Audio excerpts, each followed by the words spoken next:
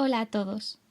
Los pasados días 23, 24 y 25 de noviembre de 2024, la Madre Carmelita Descalzas de San José de Granada organizaron unas jornadas en honor de Ana de Jesús Lovera, fundadora de este Carmelo. Tuve la fortuna de participar con la ponencia titulada Viendo que no basto en Granada, Ana de Jesús Lovera, una priora entre los trabajos y la contemplación. También se ofició ayer la primera liturgia en honor a Ana como nueva beata. A razón de todo esto, voy a leer de nuevo el guión de mi ponencia para aquellos que no pudieron estar, dando la casualidad de que gran parte de su contenido correspondería al capítulo 6 de la vida de Ana de Jesús que tenemos en el canal. En la descripción voy a dejar indicado el minuto exacto en el que empezaría este sexto capítulo. Todo lo anterior es un resumen que era necesario hacer para los asistentes de la jornada. Debo advertir también que fue una conferencia divulgativa, por lo que omití muchos detalles técnicos para adaptarme a un público que no tenía por qué conocer a la beata ni la historia del Carmelo teresiano. Subiré también esta lectura sin edición ni música para emular lo máximo posible el ambiente de la conferencia. Dicho esto, empezamos. Viendo que no basto en Granada, beata Ana de Jesús Lovera, una priora entre los trabajos y la contemplación. En primer lugar, quiero dar las gracias a la Madre Priora y a la comunidad de Carmelitas Descalzas de Granada por invitarme a participar en estas jornadas. Creo que sabían que no me podía negar, no solo por el interés especial que tengo por la vida de Ana de Jesús Lovera, sino también por el cariño y la gratitud que les guardo. También es un honor para mí coincidir de nuevo con el padre Manuel Diego Sánchez, que me ha presentado y que será el conferenciante de mañana. La conferencia de esta primera jornada está dedicada a la historia, biografía y semblante de Ana de Jesús Lovera, concretamente en su paso por esta ciudad de Granada, donde fue fundadora y priora desde 1582 hasta 1586. Fueron no más de 4 años, pero créanme cuando les digo que fueron 4 años intensos doblemente. Por un lado, por las dificultades que tuvo para asentar la fundación y asegurar el porvenir de la casa, y por otro lado, por su crecimiento espiritual bajo la dirección de San Juan de la Cruz. Y de ahí viene el título de esta ponencia, Viendo que no bastó en Granada, una priora entre los trabajos y la contemplación. Y es que Ana de Jesús fue una mujer sumamente práctica, inteligente y resolutiva, pero no por ello descuidó su vida interior, de la cual no nos quiso dejar casi nada por escrito, pero resplandece en sus actos y en su proceder. No me ha pasado tampoco desapercibido que las madres en el cartel de estas jornadas pusieron el título de Ana de Jesús Lovera, fundadora y discípula de San Juan de la Cruz. Y es que probablemente no sea posible hablar de Ana sin tener en cuenta al Santo Padre, y me atrevo a decir que tampoco es posible al contrario. Así que San Juan de la Cruz se nos ha colado en esta conferencia como coprotagonista de la historia, como no podía ser de otra manera. Dividiré esta ponencia en 2 apartados. Vamos a empezar conociendo a Ana de Jesús y hablando de su vida antes de llegar a Granada de forma muy breve. Y luego vamos a hablar de la fundación de esta casa y de sus años como priora. En esta ocasión no hablaremos de sus años como fundadora en Madrid, Francia y Flandes, porque creo que algo de eso nos va a decir mañana el padre Manuel Diego. Dicho esto, vamos al principio. Ana de Lovera Torres nació en Medina del Campo, Valladolid, el 25 de noviembre de 1545. Era hija de Diego de Lovera y Francisca de Torres, de la baja nobleza, y solo conocemos que tuviese un hermano, Cristóbal Lovera, que más tarde sería jesuita. No conocía a su padre, pues murió al poco de nacer ella, y parece que la pequeña Ana vino al mundo con dificultades en el habla. Hay quien dice que era sordomuda, pero esto no está del todo claro. Su primer biógrafo oficial, Fray Ángel Manrique, lo interpretó como un signo de su predisposición a la vida contemplativa. De cualquier forma, rompió a hablar a los 7 años y a los 9 quedaría completamente huérfana al morir su madre. Pasaron los 2 hermanos a ser tutelados primero por su abuela materna y luego por la paterna. Y las biografías tempranas hablan de que la joven Ana hizo voto de castidad contra los deseos de sus 2 abuelas, y que fue, por ese motivo, a los 15 años de edad a vivir a Plasencia. A Plasencia, eso. Allí vivió 10 años, pero no dejó de sufrir la presión de sus familiares para que tomase estado. Aproximadamente a los 18 años empezó a ser dirigida espiritualmente por el jesuita Pedro Rodríguez y guiada por él pasó algunos años hasta que el jesuita conoció a Teresa de Jesús en Toledo. Fue entonces cuando, por vía epistolar, el director habló a Ana del modo de vida de las Carmelitas Descalzas, fundadas por la Madre Teresa, y a Ana le gustó tanto que pidió su acceso al Carmelo teresiano a través del padre Rodríguez. No ocurriría de forma inmediata, ya que la joven sufrió una gravísima enfermedad durante 3 meses que casi la mató y que le dejó secuelas en forma de cuartanas.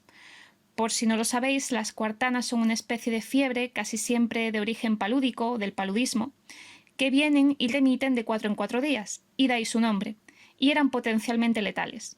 Pues Ana de Lovera las padeció durante toda su vida y le provocaban flujos de sangre que le salían por la boca.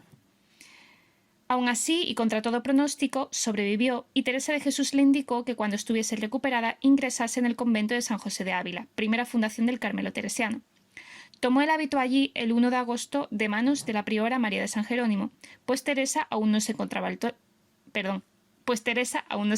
Toledo. Teresa y Ana no se conocieron hasta mediados de agosto, pero desde entonces hasta finales de octubre coincidió con ella en Ávila. Luego Teresa fue a la fundación del convento de Salamanca y allí la hizo llamar para destinarla a esa casa, de modo que Ana terminó su noviciado en Salamanca. Tardó más tiempo del acostumbrado en profesar debido a una recaída de su enfermedad, pero finalmente lo hizo el 22 de octubre de 1571.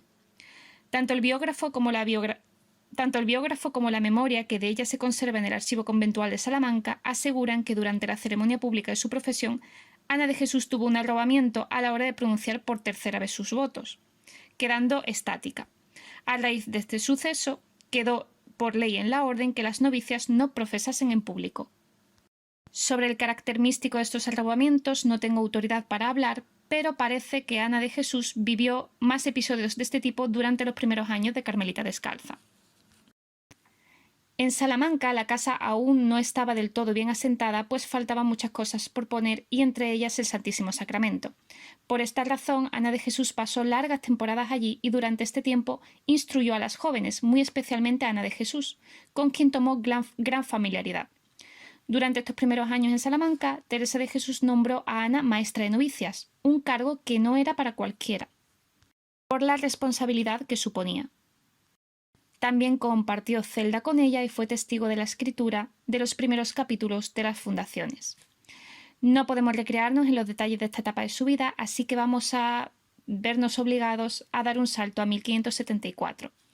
Este año Teresa de Jesús le informó a Ana de que la había elegido para ser priora de una nueva fundación, Beas de Segura.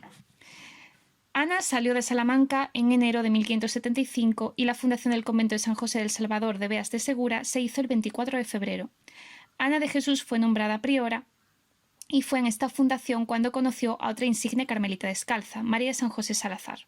También conoció al padre Jerónimo Gracián, que era visitador del Carmen de Andalucía, y fue él quien desvió el itinerario fundacional de Teresa de Jesús para enviarla a Sevilla, fundación que sabemos que no fue nada sencilla. Antes de partir hacia Sevilla, Teresa de Jesús intercambió su capa con Ana, diciéndole: «Hija, cambiemos las capas. Tome la mía, que es nueva, y a propósito para vuestra reverencia, que es joven, y deme la suya, que por estar vieja muy gastada, me estará muy bien a mí». Este gesto tuvo la santa con Ana la última vez que se vieron en vida, aunque mantendrían una estrecha relación por carta. Ana tenía 29 años por entonces y comenzaba una nueva etapa de su vida. A partir de ese momento, casi siempre tendría el cargo de priora y sería una de las monjas más influyentes del Carmelo teresiano. Fue priora de Beas entre 1575 hasta 1582, un total de 7 años que se dice pronto. No podemos detenernos mucho en este periodo, pero sí es necesario mencionar un hecho importante. En el fragor del conflicto entre calzados y descalzos, o como más propiamente se querían llamar, carmelitas observantes y contemplativos, San Juan de la Cruz fue secuestrado y puesto en prisión, mientras que el nuncio Felipe Sega y Jerónimo Tostado ponían coto a la expansión de la reforma teresiana. Esto fue un conflicto complejísimo causado por multitud de factores internos y externos, pero es cierto que en la historia de las órdenes religiosas es común que, al surgir una rama reformadora como fue la de Teresa de Jesús, el tronco madre de la orden trate de limitar su proliferación al sentir atacados sus principios identitarios. Los provinciales calzados hicieron multitud de visitas a los conventos tratando de deshacer la reforma.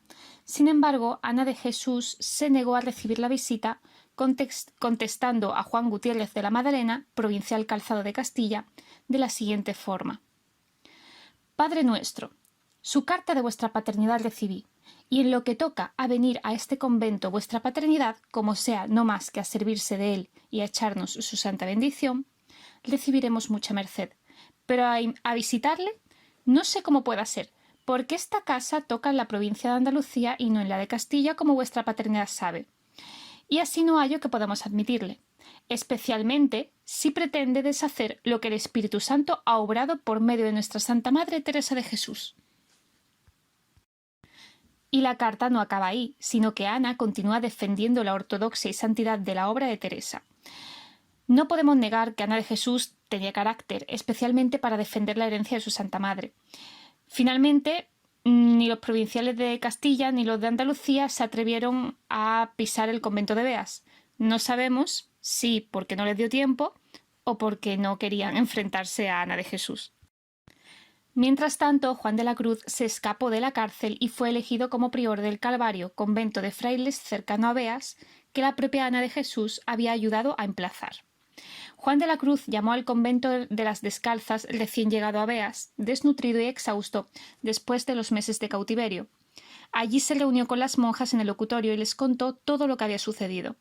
Después de eso, para consolarle, la hermana Lucia de San José le cantó una coplilla al fraile, tras la cual el fraile sufrió un arrobamiento.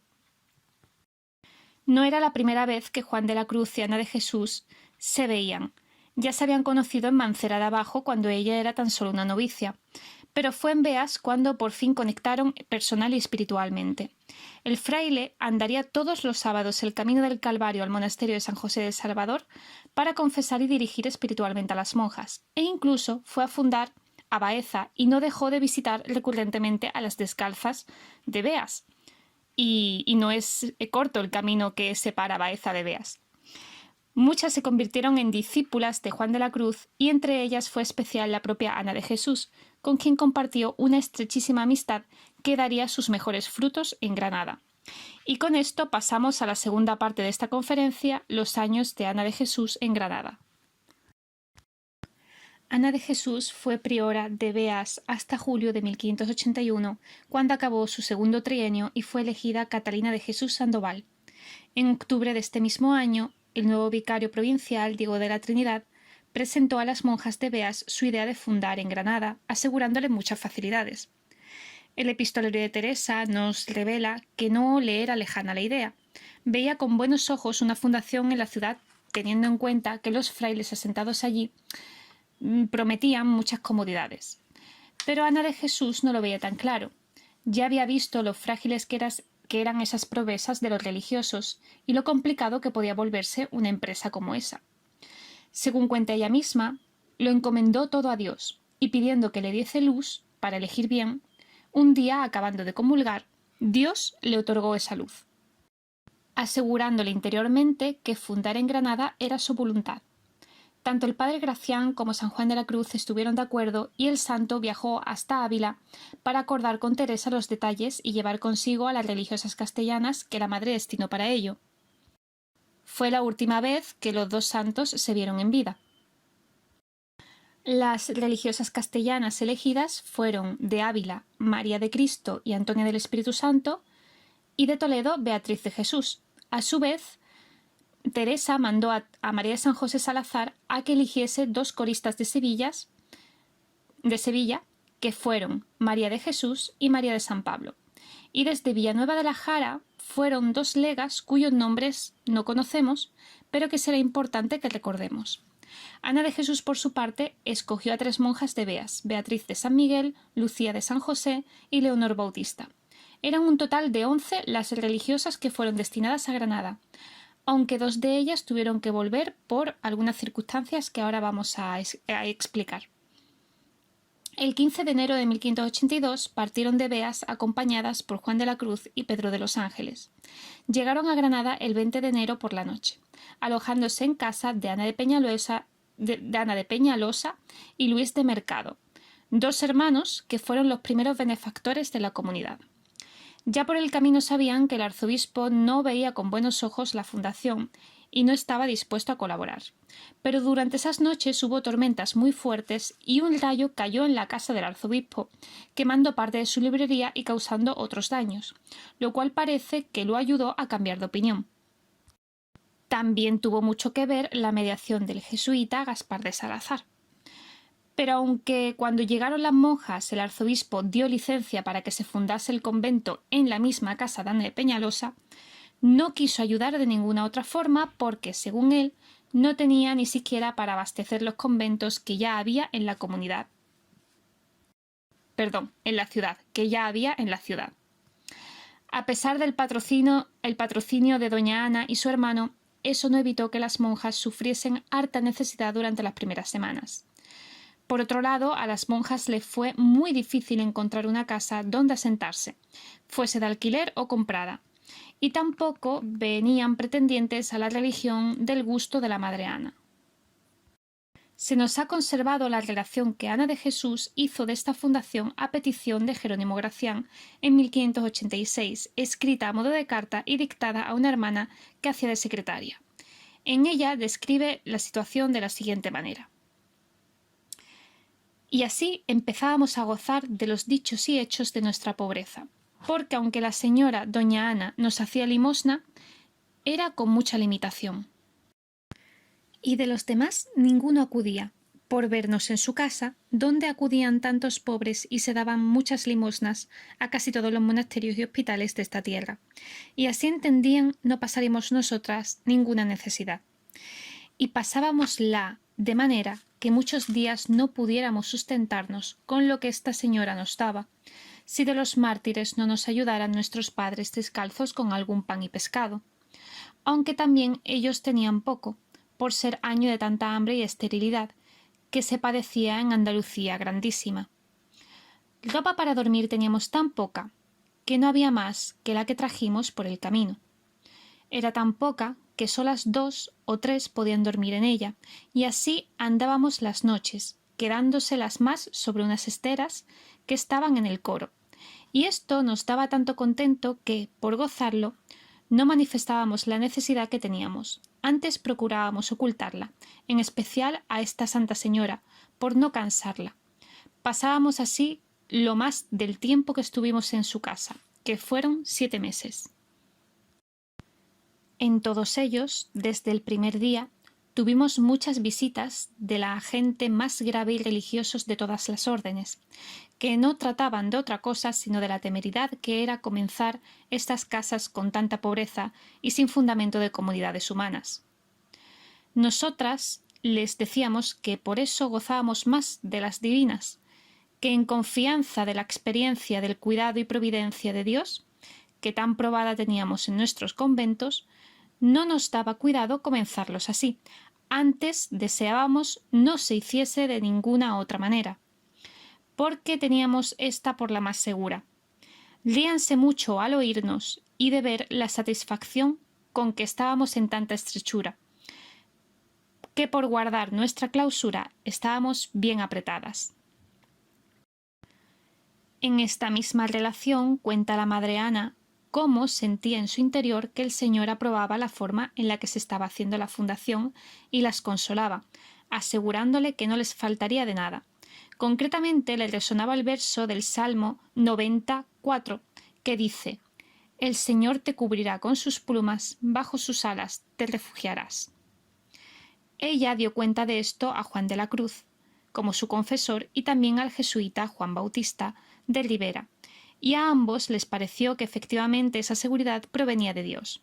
Y también describe Ana diversos favores espirituales que recibieron las hermanas durante este tiempo de pobreza, como era sentir la presencia de Cristo en el Santísimo Sacramento.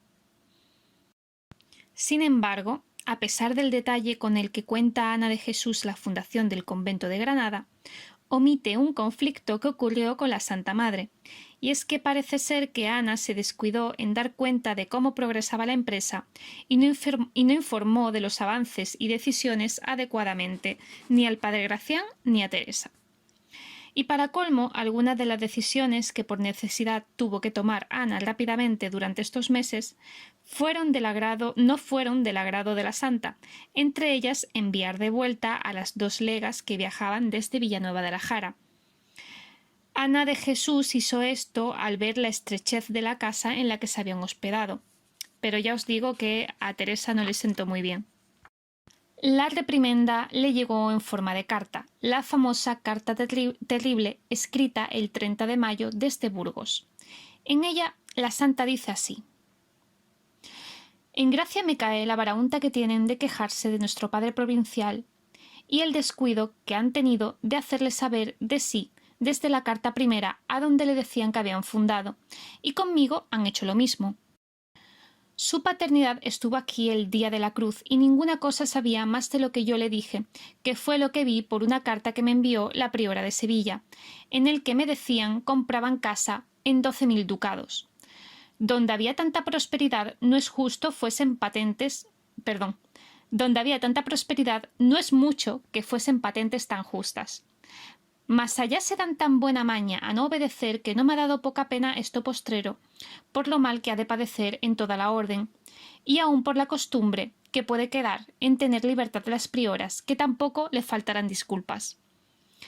Y ya que hace vuestra reverencia tales a esos señores, ha sido gran indiscreción haber estado tantas, que, como tornaron a enviar a esas pobres tantas leguas acabadas de venir, que no sé qué corazón bastó, pudieran haber tornado a veas las que vinieron de allá, y aun otras con ellas, que ha sido terrible descomedimiento estar tantas, en especial sintiendo daban pesadumbre, ni sacarlas de veas, pues sabían que no tenían casa propia. Cierto me espanto de la paciencia que he tenido». Tampoco hay que tomar este enfado de Teresa como una enemistad entre ella y Ana. No era la primera vez que la madre se ponía seria con alguna de sus prioras.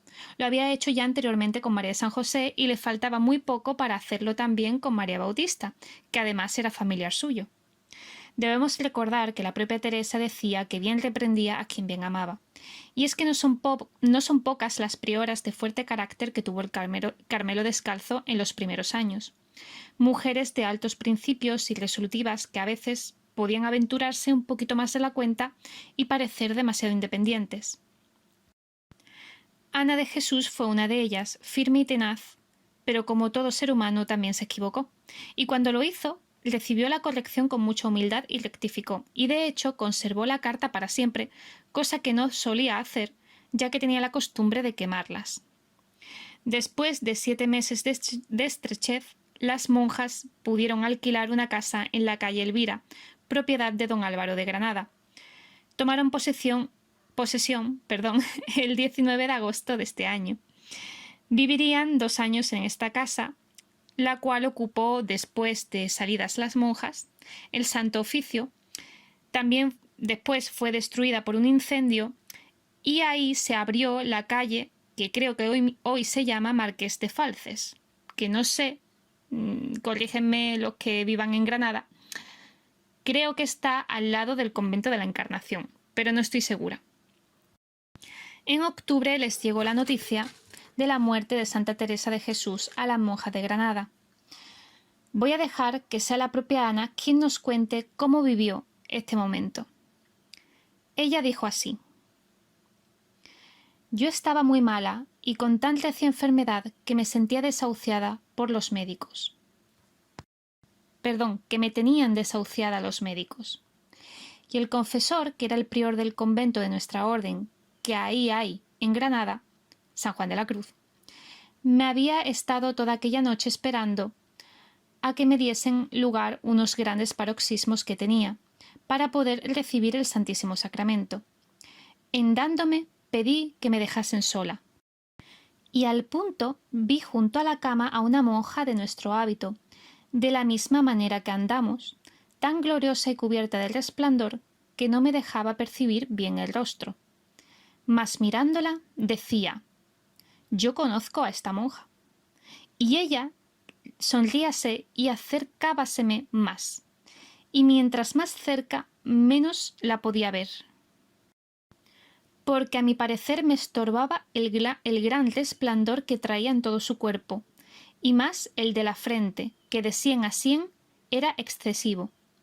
Y así mirándola, poníame gran estimación de nuestro estado, haciendo mucho aprecio en mí misma de todas las particularidades de él, y viendo el valor que en sí tenía hasta la menor ceremonia, dándome ganas de decir a todas cuán poco era dar la vida por conservarlo y la gloria que nos estaba guardada. Y continúa más adelante. Yo comencé a estar mejor, y tanto que causó admiración a los médicos ver en cuán breve estuve buena. Y en comenzándome a levantar, llegó la nueva de que Dios se había llevado a nuestra Santa Madre. Y al punto que lo oí, entendí era ella. Y dándome tan gran pena que no podía acabar de leer el renglón en que lo decía, se me puso al punto en la memoria. Aquí se refiere a que recibió como una voz interior, ¿no? Como Teresa de Jesús hablándole a ella, ¿no? Bueno, se me puso al punto en la memoria. No dejó de ser la Iglesia por haber muerto San Pedro y San Pablo en un día, y así no cesará nuestra orden, antes crecerá más, que desde el cielo os podré ayudar mejor. Con esto me estuve largo rato recogida y quedé tan consolada y animada que a todas consolaba con lo que yo les decía. Y más tarde, ya sana, Ana de Jesús pidió a Sevilla una copia del retrato que allí tenían de la santa. Pero, según ella misma dice, a pesar de que contrataron al mejor pintor, la Santa Madre estaba horrorosa. Son palabras de Ana, no mías. Así que pidió a su prima, que estaba de monja en Salamanca, que por mediación de la priora le encontrase un pintor a propósito. En diciembre llegó el padre Gracián a Granada y se hicieron las elecciones en la comunidad, siendo elegida Ana de Jesús priora en votación. Hasta entonces lo había sido por designación. Fue entonces cuando empezaron a admitir vocaciones, y según Ana, muchas de las doncellas que se presentaban lo hacían sin el permiso de sus padres, provocando mucho escándalo. Para colmo, los padres de la primera en entrar, Mariana de Jesús, murieron al poco tiempo, lo que dio lugar a que la gente empezase a difundir el rumor de que esos padres habían muerto de pena. Entraron en ese momento 6 monjas para coro y 2 legas. Fue la propia Ana de Jesús quien las instruyó. En el año de 1583 hubo un brote de peste en Granada, que era la continuación de sucesivos focos en Andalucía y uno importante en Sevilla. Esta epidemia casi se llevó la vida de Juan de la Cruz. Así... Perdonad un momento que voy a beber agua. Ahí va. Esto es lo que pasa cuando no edito los vídeos, que se notan siempre los titubeos que tengo y el acento andaluz que tengo. Pero bueno, espero que no os importe. Continúo. Esta epidemia mató a Diego de la Trinidad, que creo que lo he mencionado antes, y casi se lleva la vida de Juan de la Cruz. Pues bien, el santo sufrió un brote muy fuerte de la enfermedad diciendo misa en el convento de las Descalzas. Empezó a sentir un dolor horrible con fiebre, de modo que le sacaron un colchón en el aposento de la portería y cerraron las puertas. Todos sabían lo que aquello podía ser y el desastre que podría causar si se contagiaba a la comunidad. Las monjas sacaron incluso una reliquia de la santa que le pusieron en la herida que le había salido. Juan de la Cruz mejoró y pudo ser llevado en brazos a los mártires, sobreviviendo a la peste. Tampoco se contagió ninguna monja de la comunidad. Si me preguntáis qué reliquia fue exactamente, no lo sé, pero tuvo que ser un pedacito de la sábana, de la toca o del hábito de la santa, recortados justo después de su muerte, pues sabemos que el convento de Alba de Tormes envió estos trocitos a Granada. Esto ocurrió en 1583. En 1584, un año después, Ana de Jesús ya se encontraba en conversaciones con Luis de Córdoba, propietario de las casas del Gran Capitán, que pronto se convertirían en el convento definitivo de la comunidad.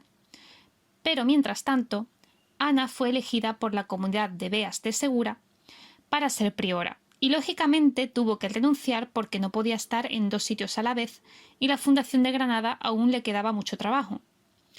Ella misma se lo contó a su prima María del Santo Ángel en una carta que dice así: «Las de Beas han estado ahora muy bobas, que me volvieron a elegir por priora de allá, viendo que no bastó en Granada».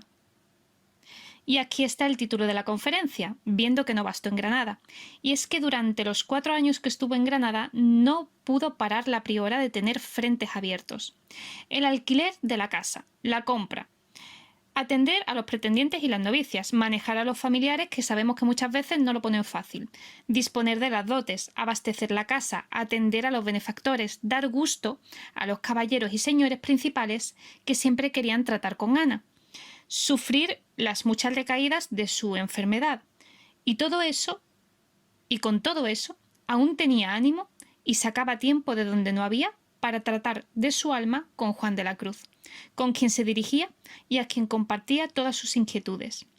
Y era una relación de mutua confianza, que no pocas veces el santo se apoyó en ella, como fiel amiga que era. Y además, las monjas de la comunidad, aunque todas eran de dulce carácter y muy atentas a las necesidades de su priora, alguna vez también se la liaron un poquito. Y os voy a contar una anécdota. Una de esas veces fue cuando, estando la priora de nuevo enferma en cama y celebrándose el día de San Hilarión, santo anacoreta del siglo IV, al que Ana tenía especial devoción, las jóvenes de la comunidad quisieron animar a la priora levantando una ermita y vistiendo a la única novicia que no había profesado en ese momento, Catalina de Jesús, de ermitaña.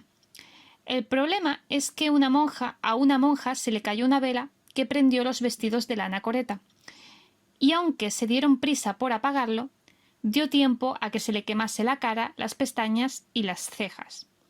Y lo peor es que al día siguiente la novicia debía pasar por un examen general que precede a la profesión y su familia se encontraba en la ciudad para ello. Ana de Jesús se levantó de la cama y se le ocurrió untarle miel a la novicia en la cara, lo cual funcionó. Y aquí hago un inciso.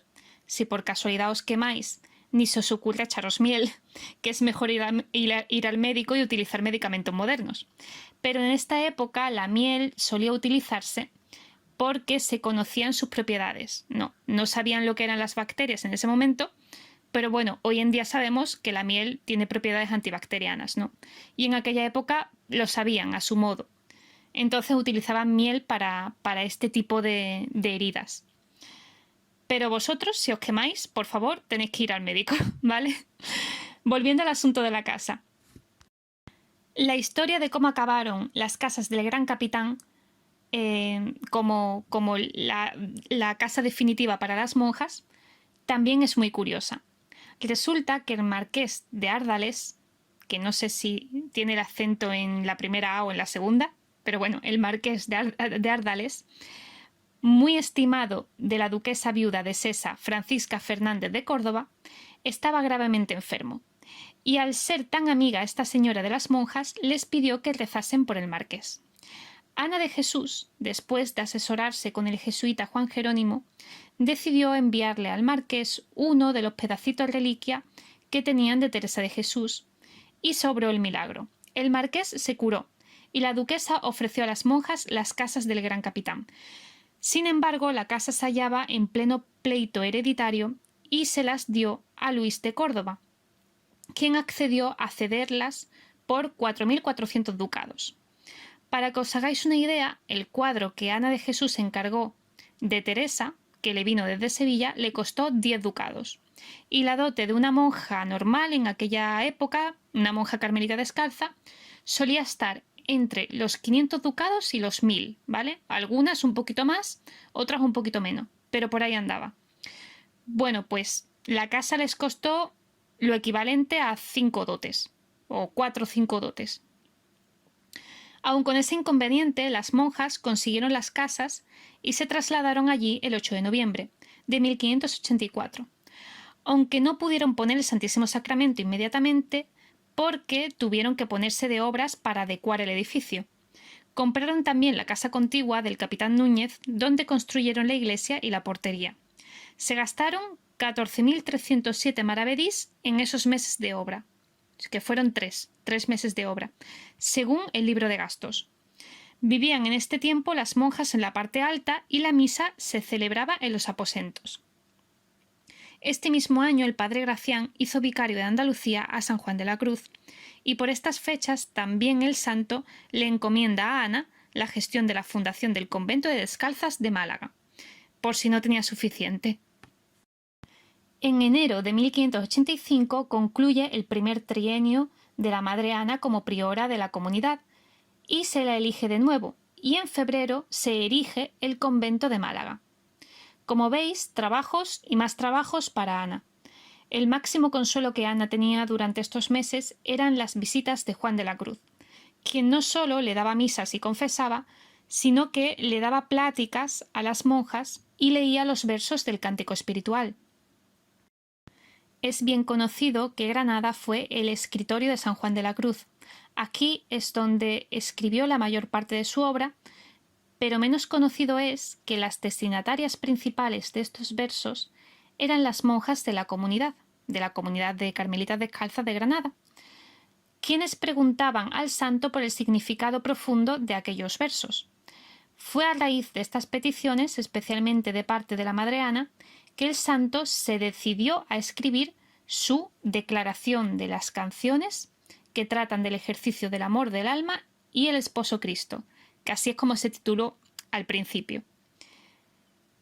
Dedicado todo esto a Ana de Jesús de la siguiente forma. Por cuanto estas canciones, religiosa madre, parecen ser escritas con algún fervor de amor a Dios, cuya sabiduría y amor es tan inmenso, ¿quién podrá escribir lo que a las almas amorosas, donde Él mora, hace entender? ¿Y quién podrá manifestar con palabras lo que las hace sentir?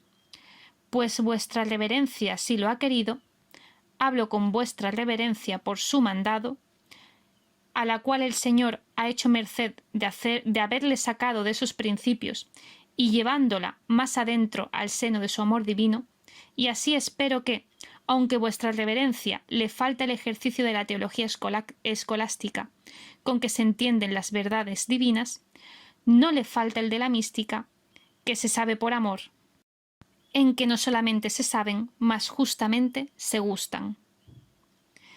Dos cosas quiero resaltar de esta dedicatoria. La una, que él se siente mandado por Ana de Jesús, lo que evidencia la relación de fraternidad e igualdad que entre los dos se forjó.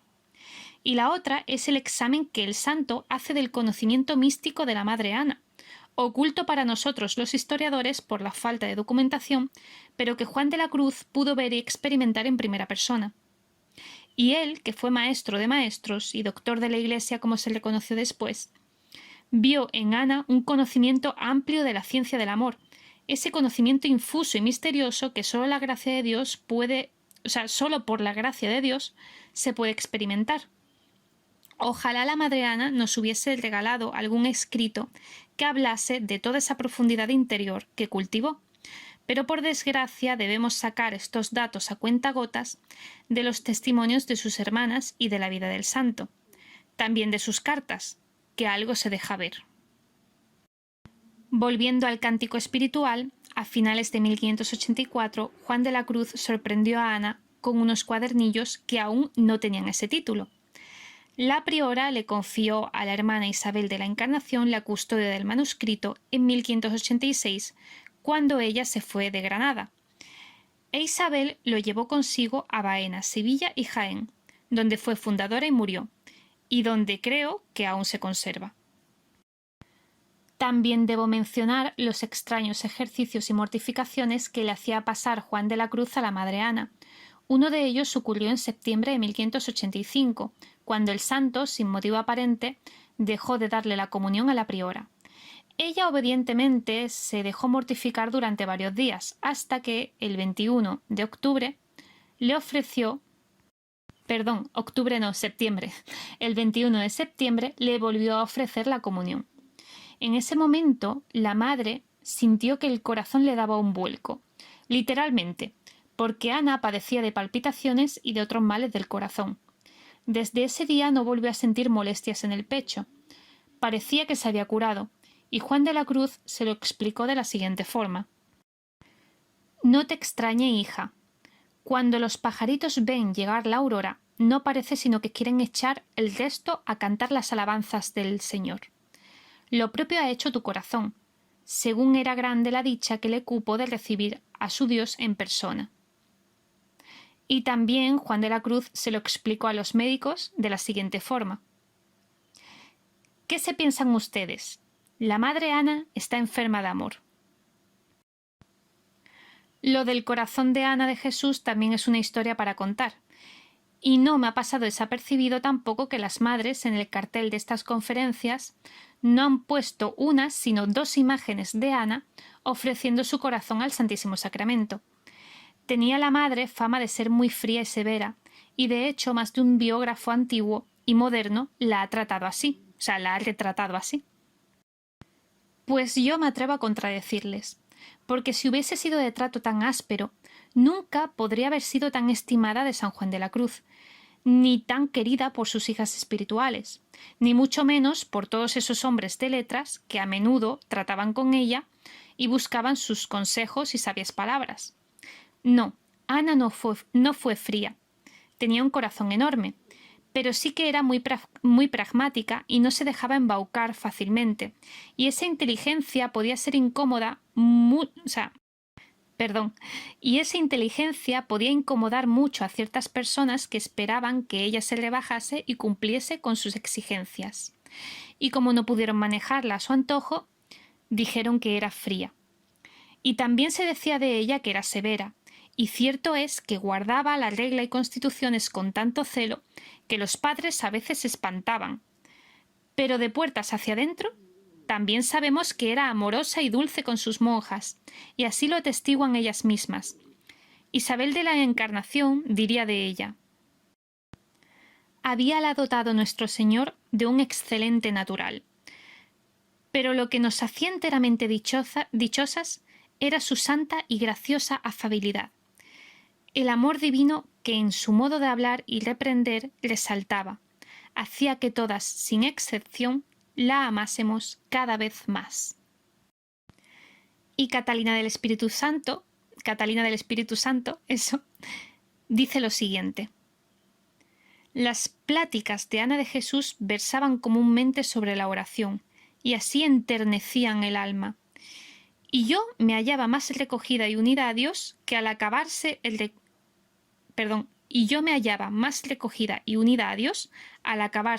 recreo que si hubiera estado en el coro. Y dicho esto, advierto que al próximo que escriba que la madre Ana era fría y sin corazón, que se lo piense dos veces y que estudie bien las cartas y los testimonios que dejaron sus hijas espirituales, que ahí está todo. Pero continuando con la historia, que ya vamos terminando. Comenzaba el año de 1586 y Ana de Jesús fue elegida de nuevo priora. Pero no terminaría ese trienio porque pronto sería destinada a Madrid, ansiada fundación de Teresa que no llegó a ser cumplida en vida. Fue Nicolás de Jesús María Doria quien la eligió para ser fundadora. Salió de Granada el 5 de julio acompañada por Beatriz de Jesús y la lega Ana de Jesús, su homónima, junto al hermano de otra religiosa que iba para ser fraile. Hay discusión sobre si las acompañó o no Juan de la Cruz, pero cierto es que iban en la misma dirección, aunque no sabemos si juntos o por separado. La comunidad se despidió de su priora con mucha pena, sabiendo que sería muy difícil que volviese a Granada. Quedaba atrás esta etapa de su vida llena de trabajos, pero también de grandes satisfacciones del alma. Ahora se le abría un futuro incierto en el que tendría que luchar por preservar las constituciones que Santa Teresa dejó frente a los aires rigoristas de Nicolás Doria y su gobierno.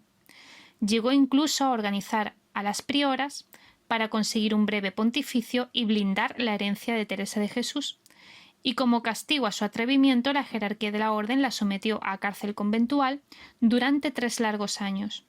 Y después, un futuro glorioso, pero no menos difícil, como fundadora de un ramillete de Carmelos descalzos en Francia y Flandes, terminando sus días en Bruselas con fama de santidad. Seguro que me he dejado muchísimas anécdotas y datos que las madres conocerán mejor que yo, pero debemos dejarlo aquí. Desgraciadamente he perdido las notas de la última parte de esta conferencia porque las tenía escritas a lápiz y el papel donde las escribí lo he perdido. Pero bueno, más o menos lo que dije fue lo siguiente. No debemos descuidar la historia y la memoria de figuras como la de la madre Ana.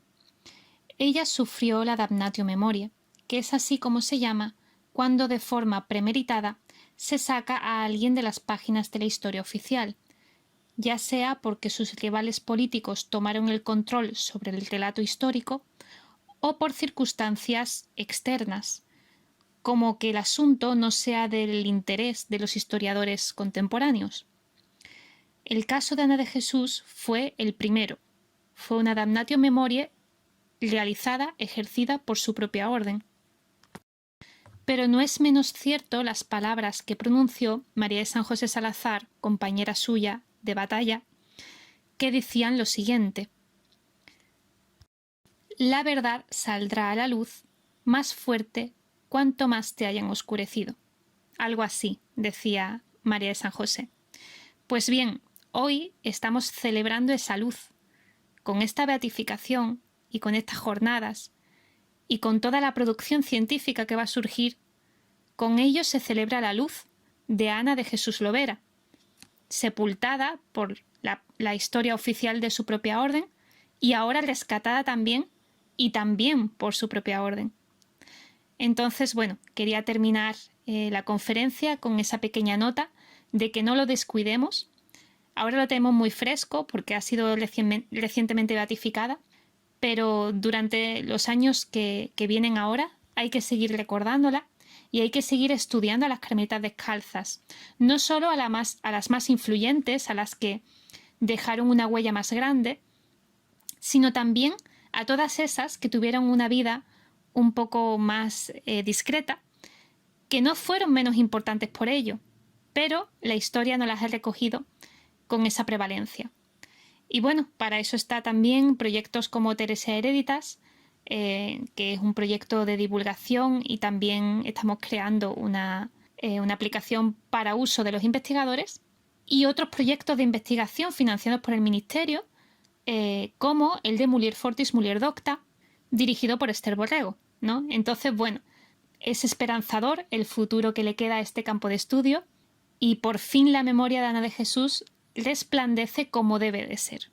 Y con esto termino. Muchísimas gracias por llegar hasta aquí y un saludo fuerte y grande, sobre todo a las monjas carmelitas descalzas de Granada, que gracias a ellas se han celebrado estas jornadas preciosas, y todas las imágenes que habéis visto durante el vídeo han sido de la decoración y de cómo estaba la iglesia en el momento de estas jornadas. Muchísimas gracias.